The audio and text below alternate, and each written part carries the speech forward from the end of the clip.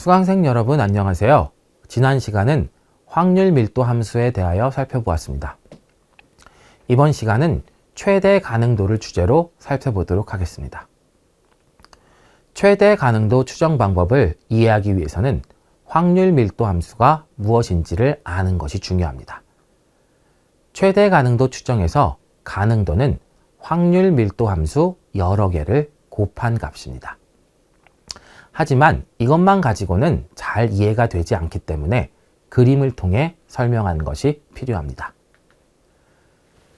그림을 보면 5개의 데이터가 있고 2개의 정규 분포의 확률 밀도 함수가 그려져 있습니다. 이 데이터를 보고 이 데이터가 1번 확률 밀도 함수에서 나왔는지 2번 확률 밀도 함수에서 나왔는지를 알아보고 싶다고 해봅시다. 5개의 데이터가 1번 분포에서 나왔을까요? 아니면 2번 분포에서 나왔을까요? 라는 질문을 던지면 학생들은 대부분 1번 분포라고 대답합니다. 왜 1번 분포에서 나왔다고 생각하나요? 라는 질문을 이어서 던지면 학생들은 쉽게 대답하지 못합니다. 그리고 그 대답을 체계적으로 그리고 통계학적으로 해주는 것이 바로 최대 가능도 추정 방법입니다. 우선 5개의 데이터에 대해 생각해 봅시다. 이 5개의 데이터는 정규 분포에서 나온 결과값들입니다. 그리고 정규 분포에서는 각 결과값에 대한 확률 밀도를 알 수 있습니다. 5개의 데이터의 확률 밀도는 그림에서 보이는 직선의 높이입니다. 1번 분포의 중심축에 가까울수록 확률 밀도는 높아지게 됩니다. 그리고 가능도는 5개의 직선의 높이를 모두 곱한 값입니다. 학생들은 보통 이 부분에서 왜 곱하는지를 물어봅니다. 그냥 더하면 안 되냐고 물어보는 경우가 많습니다. 곱하는 이유는 나중에 확률 밀도 함수를 모두 곱해준 것으로 표현되는 가능도에 로그를 취해주는데 로그를 취하면 곱하기가 더하기로 변하는 특징이 있기 때문입니다. 그리고 사실 확률 밀도 함수에서 계산을 복잡하게 하는 부분이 익스포넨셜을 뜻하는 이 부분인데 로그를 취하면 2가 사라지기 때문에 더 계산하기 편하게 됩니다. 정리하면 더해주지 않고 곱해주는 이유는 로그를 취했을 때 훨씬 더 계산하기 편리해지기 때문입니다. 로그에 대해 잘 모른다면 가능도는 그냥 확률 밀도 함수를 곱해주는 것으로 정의되어 있다고 생각하고 넘어가도 됩니다. 1번 분포에서 5개의 데이터의 확률 밀도를 모두 곱한 것이 1번 분포의 가능도입니다. 그리고 가능도는 2번 분포에서도 구할 수 있습니다. 2번 분포에서 5개의 데이터의 확률 밀도는 그림에서 보이는 점선의 높이입니다. 그리고 2번 분포의 가능도는 5개의 점선이 높이를 모두 곱한 값입니다. 1번 분포의 가능도 크기와 2번 분포의 가능도 크기를 비교하면 1번 분포의 가능도가 2번 분포의 가능도보다 더 클 수밖에 없습니다. 확률 밀도는 분포의 중심축에 가까워질수록 더 커지게 되는데 5개의 데이터들이 1번 분포의 중심축에 더 가깝게 위치하고 있는 것이 많기 때문입니다. 그리고 가능도를 통계학적으로 최대화시켜주는 분포를 찾는 방법이 바로 최대 가능도 추정 방법론입니다. 최대 가능도 추정 방법에서 찾고자 하는 것은 데이터가 주어졌을 때 그 데이터가 어떤 분포에서 나왔는지를 추정하는 것입니다. 다시 말하면 데이터를 보고 분포를 찾아내는 것입니다. 좀 더 쉽게 이해하기 위해서 단순화하면 데이터를 보고 그 데이터가 정규 분포에서 나왔다고 생각하고 데이터가 어떤 정규 분포에서 나왔는지를 추정하는 것입니다. 어떤 정규 분포에서 나왔는지를 정하려면 정규 분포의 중심축이자 평균인 뮤와 분산인 시그마 제곱을 추정하면 됩니다. 정규 분포는 중심축이자 평균인 뮤와 분산인 시그마 제곱을 추정하면 확률 밀도 함수의 수학적 모양을 알고 있기 때문에 확률 밀도 함수를 수치화해서 다 구할 수 있게 됩니다. 앞서 설명한 것처럼 평균인 뮤가 1이고 분산인 시그마 제곱이 1이라면 랜덤 변수인 x의 값이 1일 때 0.24라는 구체적인 수치를 구할 수 있게 됩니다. 그리고 이렇게 정규 분포는 구체적인 수치를 모두 알 수 있기 때문에 컴퓨터를 사용한 계산이 매우 쉬워지고 따라서 인공지능에 많이 활용됩니다. 최대 가능도 추정 방법론을 수치적으로 알고 또 이론적으로 알아두어야 하는 이유는 앞으로 강의할 인공지능에서 분류를 위해 사용하는 로짓 분석 때문입니다.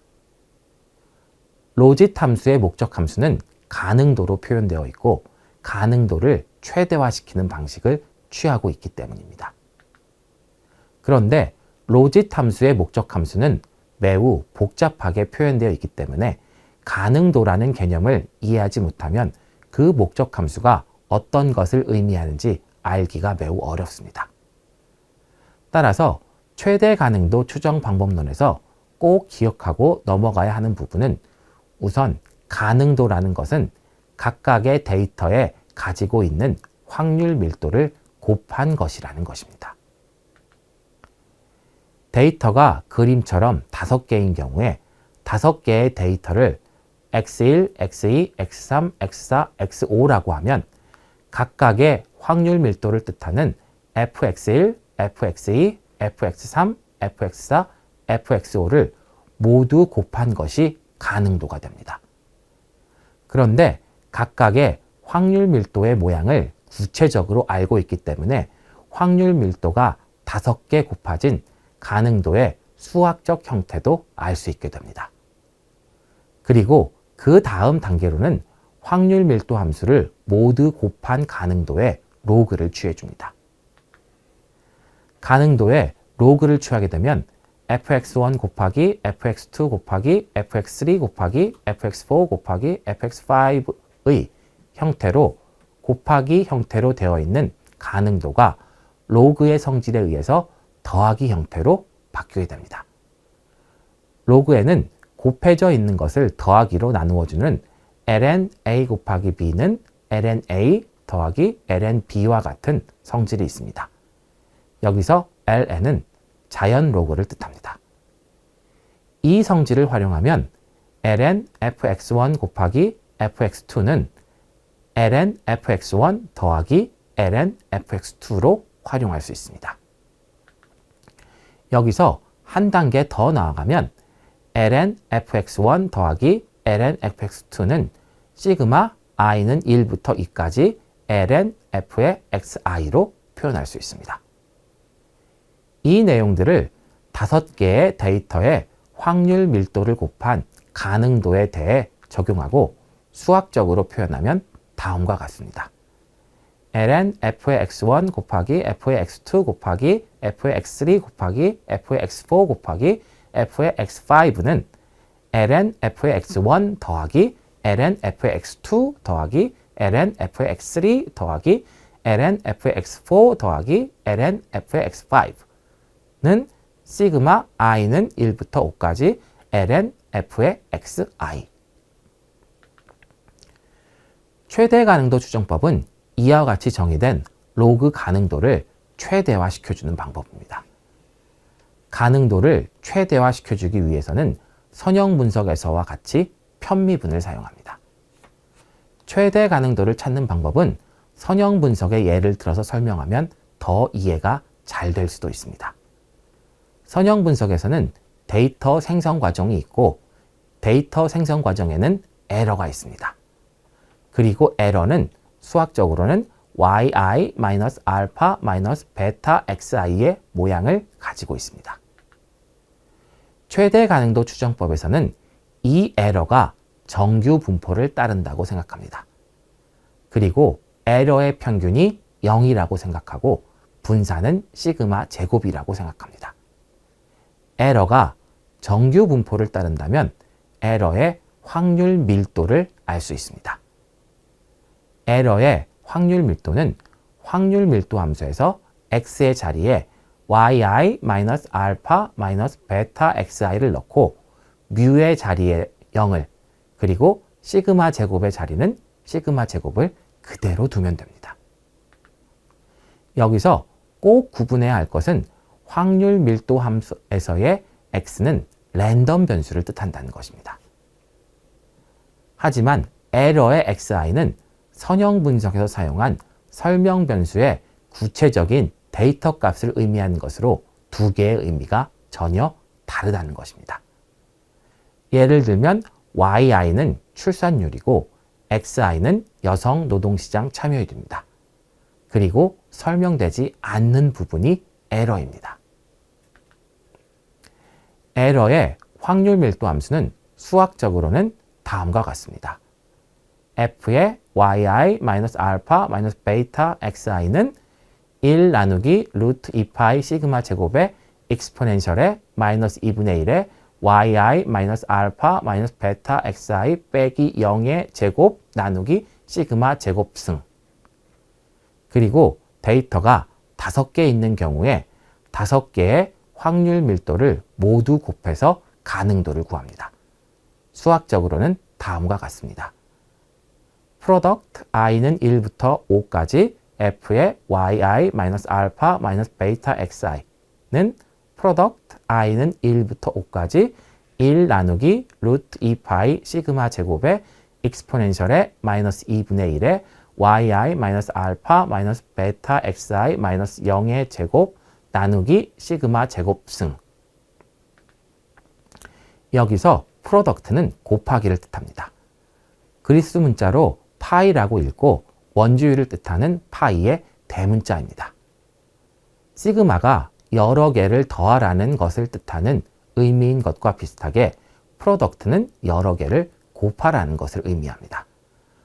프로덕트라고 읽는 프로덕트는 로짓 함수의 목적 함수에도 쓰이기 때문에 곱하기를 뜻한다는 것을 알고 넘어가야 합니다. 이렇게 표현되는 가능도에 로그를 취하면 곱하기는 더하기로 바뀝니다. 그리고 2는 사라지게 됩니다.